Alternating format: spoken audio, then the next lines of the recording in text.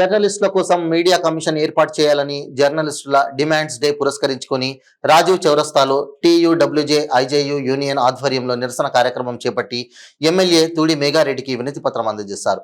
MLA Megha Reddy స్పందిస్తూ ఈ సందర్భంగా మాట్లాడుతూ భారత రాజ్యాంగంలో పత్రికా రంగం అనేది 4వ సింహం అని కొనియాడారు. వారి యొక్క డిమాండ్స్ కోసం రాజీవ్ చౌక్ లో నిరసన కార్యక్రమం చేపట్టినందుకు ధన్యవాదాలు తెలిపారు. స్వాతంత్రం వచ్చినప్పటి నుండి పత్రికా రంగంలో 4వ సింహమైన జర్నలిస్టుల పాత్ర శోచనీయమైనదని, వారి డిమాండ్స్ ను సీఎం రేవంత్ రెడ్డి దృష్టికి తీసుకెళ్లి పరిష్కరిస్తారని హామీ ఇచ్చారు. గతంలో జర్నలిస్టులకి ఇచ్చిన ఫ్లాట్లు చట్టబద్ధంగా ఇవ్వకపోవడంతో కొన్ని సమస్యలు తలెత్తాయన్నారు. ఇక నుంచి ఆ సమస్య తలెత్తకుండా ఫ్లాట్లు వచ్చిన వారికి రాని వారికి అందరికీ చట్టబద్ధంగా ఫ్లాట్లు ఇచ్చే బాధ్యత తీసుకుంటానని హామీ ఇచ్చారు. ఈ కార్యక్రమంలో టీయూడబ్ల్యూజే ఐజేయు యూనియన్ అధ్యక్షులు, ప్రధాన కార్యదర్శులు, సీనియర్ పాత్రికేయులు, జిల్లా స్టాఫ్ రిపోర్టర్లు, మండలాల రిపోర్టర్లు పెద్ద ఎత్తున పాల్గొన్నారు.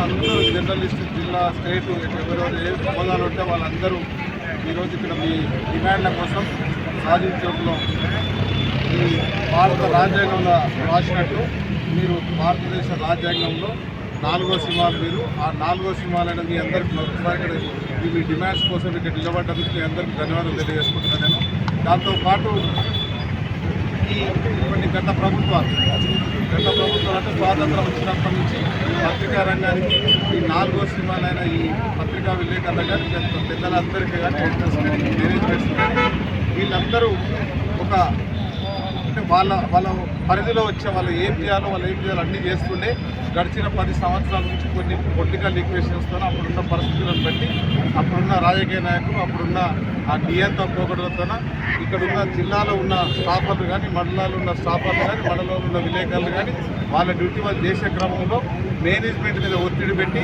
మొత్తం ప్రజాస్వామ్యాన్ని కూలి చేశారు. డిసెంబర్ 3 తర్వాత తెలంగాణ రాష్ట్రంలో స్వాతంత్రం కొత్త వచ్చినట్టు నా భావన, నా పర్సనల్ ఒపీనియన్. తదనంతరం జరిగే కార్యక్రమాల్లో మీకు 100% వనపర్తి నియోజకవర్గంలో స్వేచ్ఛ ఉంటుంది. వనపర్తి నియోజకవర్గంలో ప్రశాంతంగా ఏది నిజమైతే అది రాసుకునొచ్చు, ఏది తప్పైతే అది రాసుకునొచ్చు. దాంతోపాటు కొన్ని డిమాండ్స్ లేవు కాబట్టి మీరు ఇప్పటిదాకా మన బాలు గారు చెప్పినట్టు మీరు అందరికీ వినతి పత్రం ప్రకారం ఈరోజు మీరు పార్లమెంట్ ఎవరైతే పోటీ చేస్తున్నారో ఆ అభ్యర్థులకు ఇవ్వాలనే ఉద్దేశంతోనే మల్లిరావు గారి తరపున మా కాంగ్రెస్ పార్టీ మల్లిరావు గారికి ఇచ్చిన ఆయన తరపున నేను తీసుకోవడానికి నేను ఇక్కడ వచ్చినాను. అప్లికేషన్ తీసుకుని ఎట్లాగో నాగరికర్నూలు ప్రజలు కాంగ్రెస్ పార్టీ మల్లిరావు గారిని గెలిపిస్తారు కాబట్టి ఈ ఇష్యూస్ మీద గౌరవ ముఖ్యమంత్రి గారి దగ్గర నేను మాట్లాడతాను. పార్లమెంట్లో సందర్భం వచ్చినప్పుడు మా ఎంపీ గెలిచి అక్కడ పార్లమెంట్లో కూడా మాట్లాడడానికి నేను ఎప్పటి దగ్గరుండి సపోర్ట్ చేస్తాను. దాంతోపాటు ఇక్కడ కొన్ని లోకల్ ఇష్యూస్ ఉన్నాయి, ప్లాట్ల ఇష్యూస్ ఉన్నాయి, అవన్నీ ఉన్నాయి. ఆ విషయంలో నేను ఇంతకుముందు కూడా క్లారిటీ ఇచ్చినా, మళ్ళీ కూడా క్లారిటీ ఇస్తున్నా. దానిలో అప్పుడు జరిగిన పరిస్థితి ఒక చట్టబద్ధంగా చేయలేదనేది నా భావన. ఆ రోజు మీకు అదే చెప్పినా, మళ్ళీ ఇదే పత్రికాముఖం కూడా అదే చెప్తున్నా. ఒక ఫైల్ ఏదైనా చిన్న డెత్ సర్టిఫికెట్, బర్త్ సర్టిఫికెట్ ఇస్తే కూడా copy to RDO, copy to collector ఇస్తారు.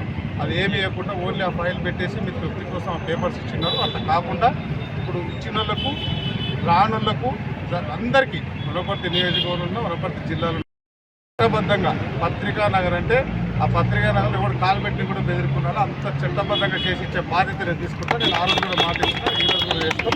దాని అంతా ఫైల్ ఓపెన్ చేస్తున్నాం. దానికి గవర్నమెంట్ రూల్స్ ప్రకారం ఏం చేయాలో మా సీఎం గారు కూడా 2-3 సందర్భాలు చెప్పి ఈ మధ్యకాలంలో నేను ఆయన దగ్గరుండి మాట్లాడి కలెక్టర్ గారికి ఇన్స్ట్రక్షన్ ఇప్పించి ఆ బాధ్యత కూడా నేను తీసుకుంటాను. దాంతోపాటు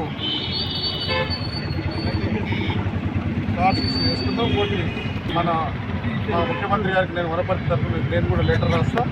అక్కడ నుంచి ఆయన ఏమేమి చేయాలో, దానికి ఆ చట్టబద్ధులు రావడానికి ఏమేమి చేయాలో అవన్నీ చేసే బాధ్యత కూడా నేను దగ్గరుండి ఆ లోన్ ఎంత అయితే నేను మీకోసం అంతా కష్టపడడానికి నేను రెడీగా ఉన్నా.